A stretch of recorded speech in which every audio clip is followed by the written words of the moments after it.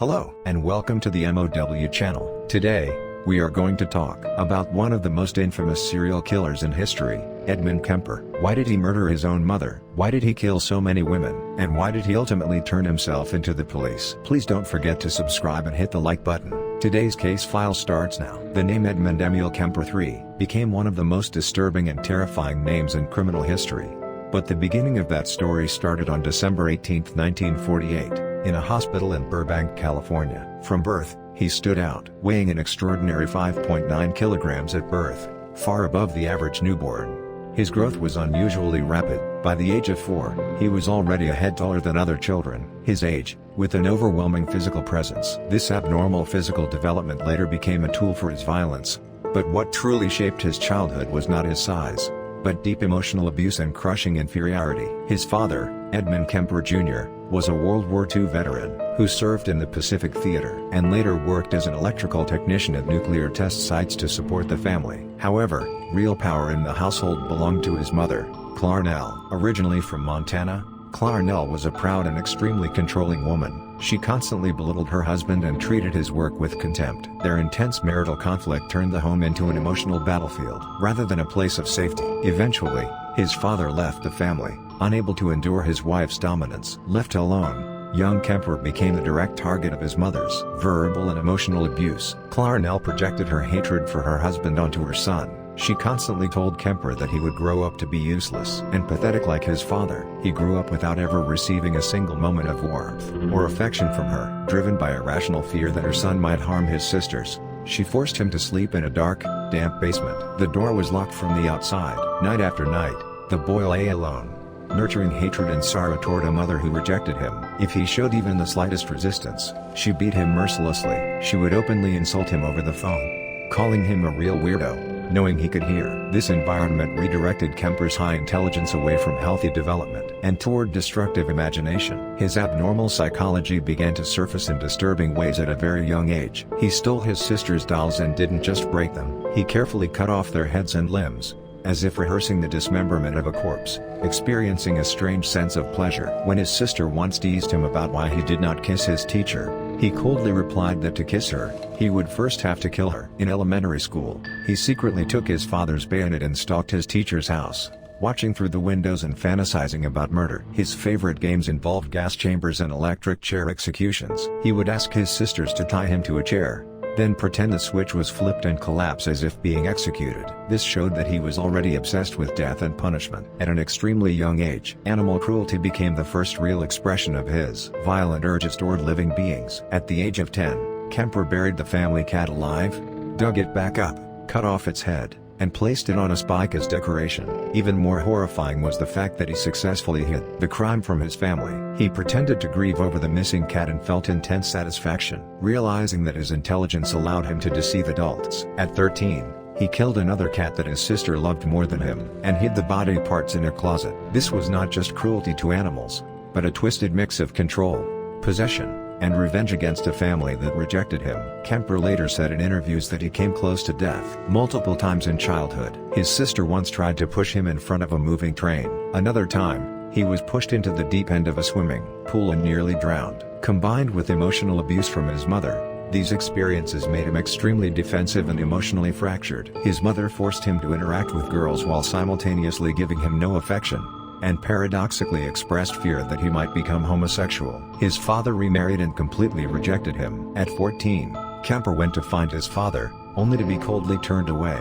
Devastated, he was sent to live with his grandparents on their farm in North Fork. His grandparents' farm was peaceful, but it could not calm the monster already forming inside him. He saw his grandfather as a senile old man and his grandmother as another version of his controlling mother. At 15, the massive teenage boy gained access to a rifle. That moment became the fuse that ignited his first murder. Kemper's childhood was not simply tragic or abusive. It was a perfect breeding ground where high intelligence, massive physical power, and uncontrolled hatred combined to create one of the most methodical and terrifying killers in human history. One of the most difficult aspects of Edmund Kemper's serial killing spree to understand, and the part that most confused law enforcement, is the murder of his grandparents at the age of 15, and what followed during his confinement. On August 27, 1964, under the blazing summer sun of California, Kemper looked at the first blood on his hands and felt a strange sense of release. His grandmother, Maud Matilda Kemper, was a strict and nagging figure who often reminded him of his mother,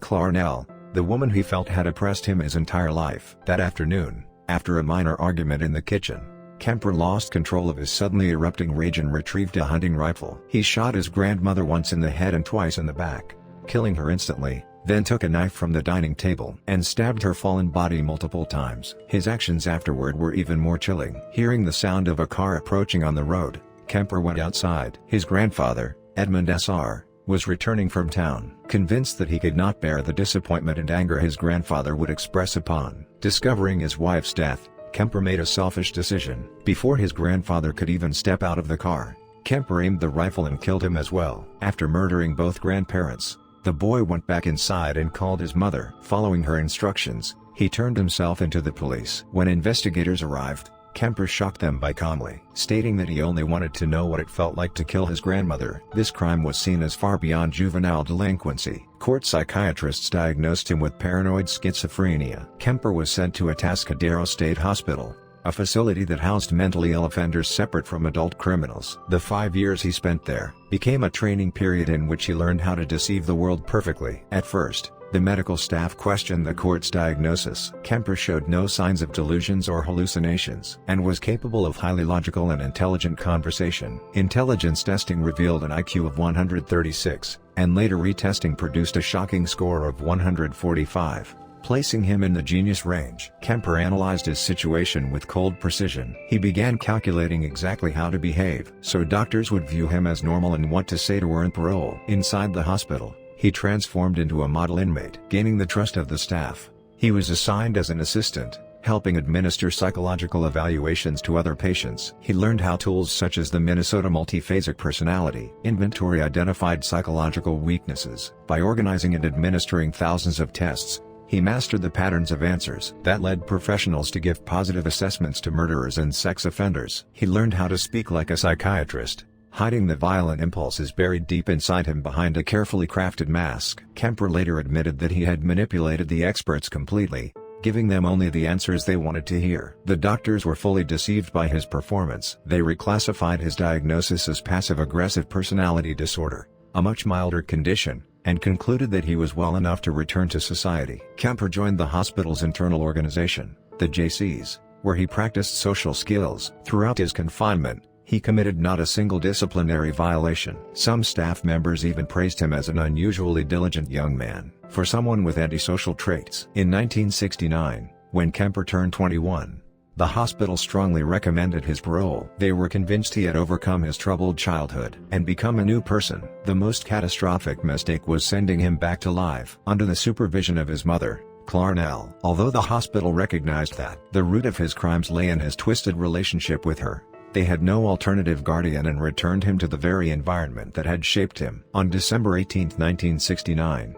his birthday, Kemper was released on parole. On the surface, he appeared to be a polite young man, but inside he carried the criminal skills he had learned at Atascadero, knowledge of how to evade investigations, and a hardened, unresolved hatred toward his mother. In November 1972, his juvenile criminal record was permanently sealed, ensuring that if he committed crimes as an adult, investigators would not immediately see his past. It became a perfect shield. After his release, Kemper attended community college and pretended to pursue a career in law enforcement. He drank with police officers at bars they frequented, learning investigative techniques by listening to their conversations. He studied how police thought, what kinds of criminals they pursued, and which clues they valued most. He planned his future crimes by reverse engineering law enforcement behavior. His job with the highway department gave him valuable geographic knowledge, and money from a traffic accident settlement allowed him to purchase a vehicle. These became essential tools for the hunting that was about to begin. Kemper picked up nearly 150 hitchhikers,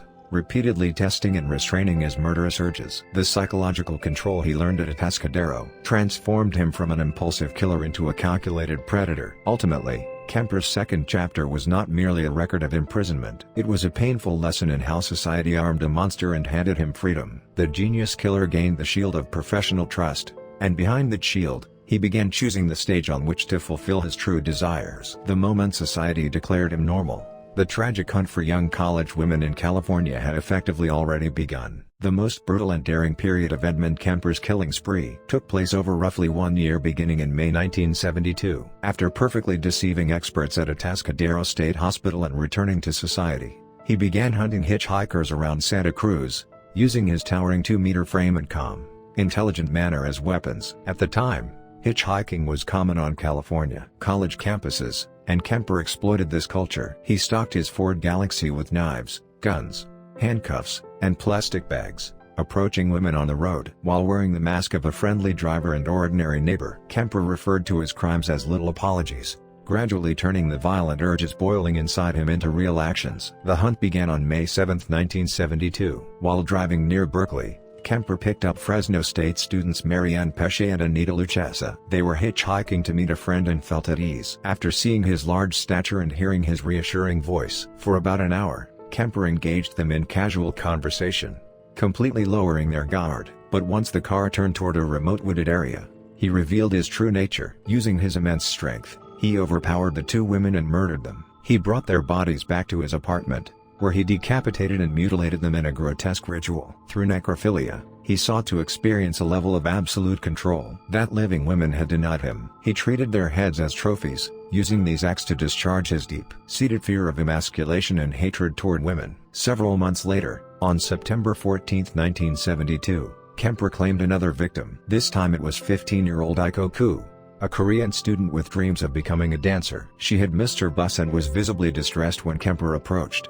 Pretending to offer help, he drove her to a secluded location, threatened her with a gun, and killed her. With her body in the trunk of his car, Kemper went to a nearby bar. As he drank, he savored a strange sense of omnipotence, fully aware of the death concealed just outside. After leaving the bar, he opened the trunk to admire his capture, then returned home and brutally dismembered her body. This crime marked a tragic escalation, showing that even a young student was now within his range of victims. On January 7, 1973, Kemper grew even bolder with the murder of Cindy Shaw. After picking her up near Cabrillo College, he shot her with a .22 caliber handgun. This time, he took the extreme risk of bringing the body to the house where his mother lived. While she was at work, he dismembered and decapitated the body in the bathtub. He carefully preserved Cindy Shaw's head, attempting to speak to it and engaging in sexual acts. Even more disturbing was the fact that he buried her head in the garden, beneath his mother's bedroom window. He later stated that his mother always wanted people to look up to her, so he buried the head facing upward. This revealed that although his victims appeared random, every act was, in fact, a symbolic act of revenge directed at his mother, Clarnell. His madness reached its peak on February 5, 1973.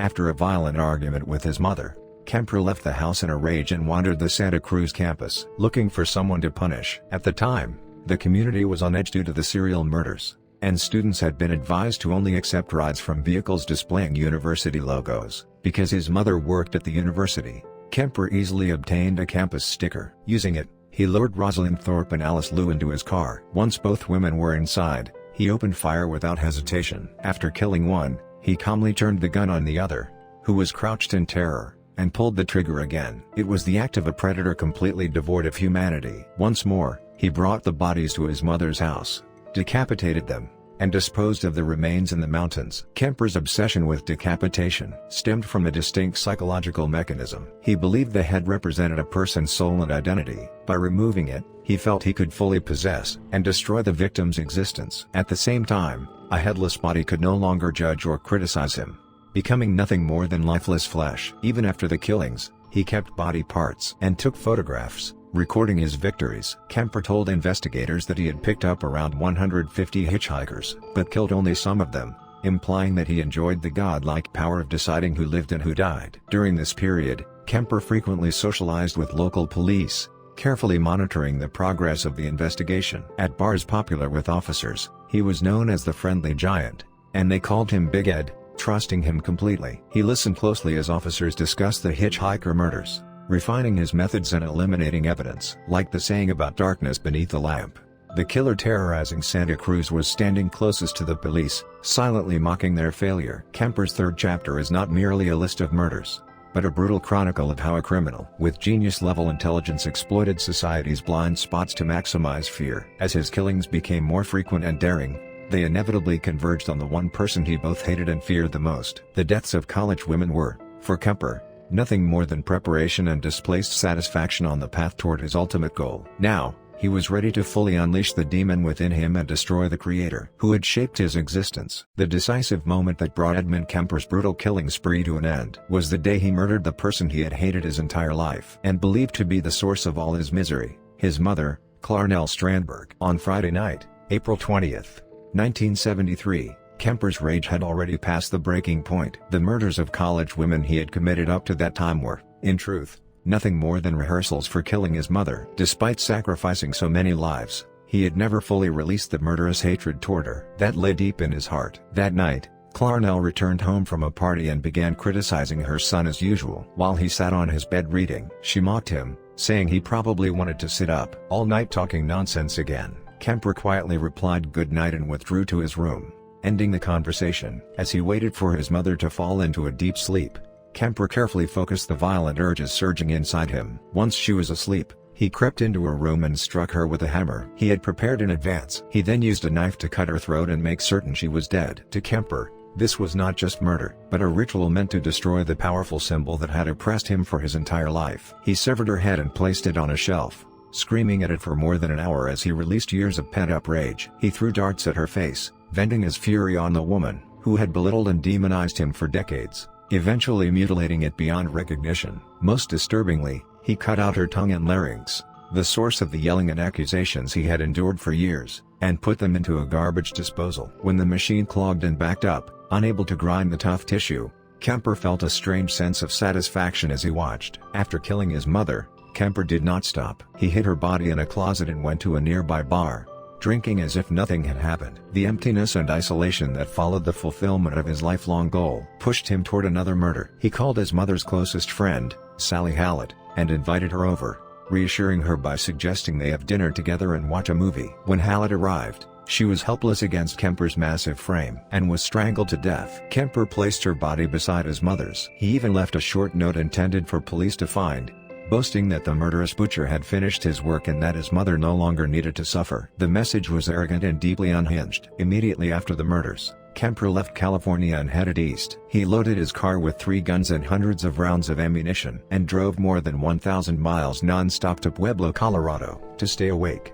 he consumed large quantities of caffeine pills, convinced he had become the subject of a nationwide manhunt. Yet, contrary to his expectations, there was no mention of his crimes on the radio or in the news. Police believed Clarnell had simply gone on a trip with a friend and had not even realized a horrific murder had taken place. At that moment, Kemper was overwhelmed by exhaustion and emptiness. Despite finally confronting and killing his mother, the world remained silent. He collapsed under the realization that his destructive actions had changed nothing. After arriving in Pueblo, Kemper walked into a phone booth and called the Santa Cruz Police Department, confessing that he had killed his mother and her friend. The officer who answered refused to believe him, assuming that Big Ed, the man who drank with them and socialized with police, could not have committed such crimes. He was told to stop joking and call back later. Kemper did not give up. Several hours later, he called again and asked to speak to an officer he personally knew. He provided his exact location and calmly waited until police arrived to arrest him. After his arrest, he fully confessed, not only to killing his mother and Sally Hallett, but also to the 6 unsolved murders of college women. When investigators asked why he turned himself in, Kemper said his original purpose was gone. By killing his mother, the motive for murder that had driven him no longer existed, and he could find no emotional reason to continue killing. He said he had reached a point of emotional collapse and realized how pointless and meaningless the trail of blood had been. In May 1973, he was charged with 8 counts of first-degree murder. During the trial, his defense attempted to argue insanity, but Kemper himself worked against them, trying to convince the jury just how dangerous he was. He testified that he had 2 personalities and that killing felt like losing consciousness, yet at the same time, admitted that he knew his actions were morally wrong. The jury ultimately ruled that Kemper was sane at the time of the crimes. He was found guilty on all counts and even requested the death penalty, stating that he wanted to die by torture. However, because California's death penalty was temporarily suspended at the time, He was sentenced instead to 8 consecutive life sentences. Kemper's confession and trial shocked California's law enforcement community. The fact that one of the most brutal killers had mocked the system and walked in on his own exposed serious flaws in investigative practices. Transferred to a medical facility in Vacaville, Kemper officially ended his blood-soaked hunt. No longer a predator roaming society, he began a new existence behind bars as an observer, analyzing his own mind and the nature of his crimes. After receiving 8 life sentences and being incarcerated at the California Medical Facility, Edmund Kemper began an unusually distinctive path rarely seen in criminal history. Rather than remaining a prisoner confined behind walls, he shared his abnormal psychology and the details of his crimes with law enforcement, making a decisive contribution to the development of modern criminal profiling. At a time when the term serial killer was not yet widely used, FBI Behavioral Science Unit agents, John Douglas and Robert Ressler visited the prison to meet him. In interviews with them, Kemper described his motives, his criteria for selecting victims, and the emotions he felt at crime scenes. With remarkable precision and objectivity, he explained his horrific actions as if he were an academic analyzing someone else's case, and these insights gave investigators revolutionary inspiration for tracing the hidden, psychological patterns of unknown offenders. Even inside prison, he exercised a dominant intelligence. While incarcerated alongside other notorious criminals, Kemper used his massive physical presence and sense of intellectual superiority to assert control over prison life. He held particular contempt for Herbert Mullen, who had committed murders in Santa Cruz around the same time. Kemper criticized Mullen as a cold-blooded killer who murdered without philosophy or planning, and he intimidated and manipulated him physically. When Mullen sang loudly and disturbed other inmates, Kemper would throw water on him to quiet him down, then reward him with peanuts if he behaved. Kemper mockingly referred to this as behavior modification therapy, showing that even in prison, he had not abandoned his desire to control and experiment on others. One of the most unusual activities Kemper pursued during his incarceration was recording audiobooks for the visually impaired. Beginning in the 1980s, he devoted thousands of hours over more than a decade to narrating hundreds of books. He recorded works ranging from classic literature to bestsellers,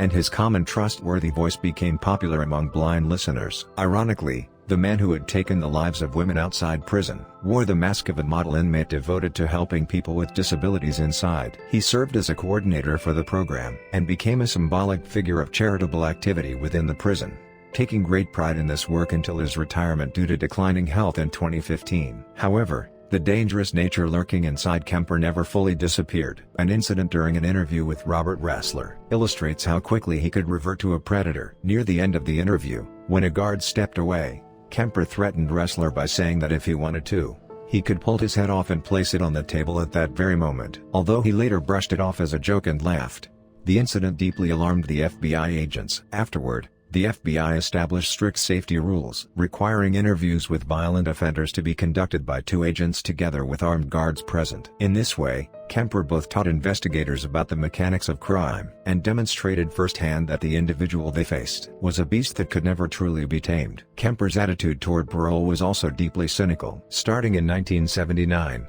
he regularly became eligible for parole hearings, but each time he either refused parole himself or waived his right to be considered. He stated that society was not ready to accept him, and that he himself opposed being released. This reflected both his awareness of his own dangerousness and his satisfaction with a prison life in which he was treated as a special figure, rather than returning to an ordinary life outside. Through interviews, he spoke about how foolish and meaningless his crimes had been, and sometimes presented himself as a warning to potential offenders. This, too, was a sophisticated psychological strategy through which he consumed his own notoriety while maintaining public attention. As he entered the 2020s and grew elderly, Kemper became dependent on a wheelchair due to chronic illnesses such as diabetes, coronary artery disease, and the after-effects of a stroke. The imposing predator who once terrorized the world with a body over 2 meters tall was gone, leaving only the image of a frail old man. Nevertheless, in a recent psychiatric evaluation conducted in 2024, he was still classified as high risk for reoffending. Courts and law enforcement agencies,